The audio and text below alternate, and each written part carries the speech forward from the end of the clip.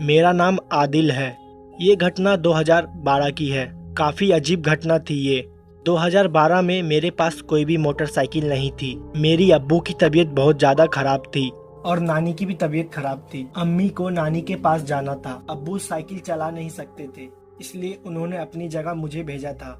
मैं जैसे तैसे मम्मी को नानी के वहाँ पे छोड़ के वापस आ रहा था। इतनी भी शाम नहीं हुई थी कि मुझको रास्ता ना दिखाई दे या मुझे टॉर्च की जरूरत पड़े। मैं अपने घर वापस लौट रहा था। जिस रोड से मैं अपने घर को वापस जा रहा था, उसी के बगल से कच्ची रोड भी गई हुई थी। हमारा खेत बाकी लोग से एकदम अलग था। वहाँ पे हमारे खेत थे और अलग पीछे था। मेन रोड से मुझे मेरे खेत में जाने के लिए 500 मीटर एक्स्ट्रा चलना पड़ता है। पता नहीं मेरे दिमाग में क्या आया, मैं अपने खेत को देखने के लिए चला गया। मैंने सोचा कि मैं एक राउंड मार दूं। आमतौर पर रात को वहाँ पे जानवर आके फसलों को खराब कर दिया करते थे, इसलिए मैंने सोचा कि सारे फसलों को एक बार मैं दोबारा जाके देख लूं। अंधेरा ज्यादा नहीं हुआ था, लेकिन मैं जब रोड से लेके खेत तक गया, सूरज हल्का फुल्का डूब चुका था। मैं अपनी खेत को साफ साफ देख सकता था और वहाँ पे सारी फसलें ठीक ठाक बोई हुई थी।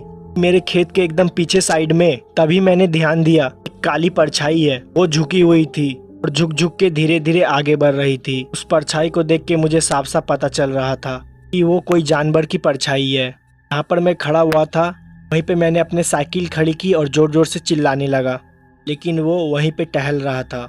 मुझे लगा ये फसलों को खराब कर देगा। आमतौर पर जानवर आवाज़ सुनकर भाग जाते हैं और मैंने अपने साइकिल को वहीं पे खड़ी की और परछाई के पास जाने लगा।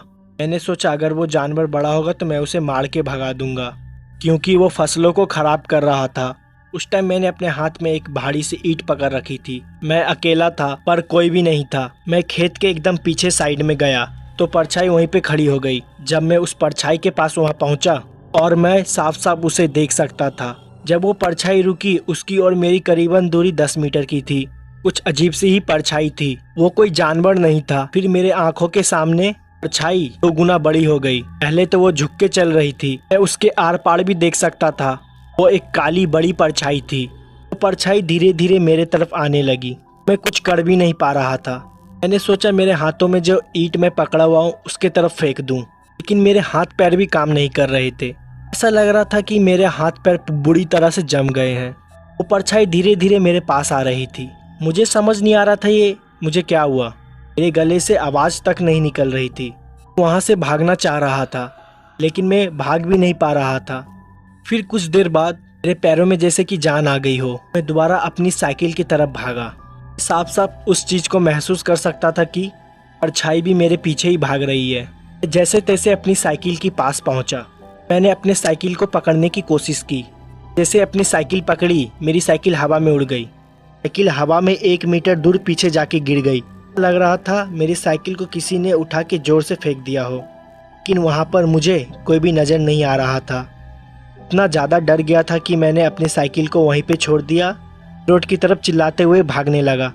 ऐसा महसूस भी हो रहा था कि मेरे पीछे कोई भाग रहा है, किसी ने मेरे कंधे को छूने की कोशिश की है। मैं मेन रोड के पहुंचा, पे ही जाके नीचे बैठ गया। तभी लोग वहां से आ जा रहे थे। जान पहचान के एक दोस्त थे, उन्होंने मुझे देख लिया। उन्होंने उसी वक्त अपनी साइकिल रोकी और मेरी हालत के बारे में पूछा।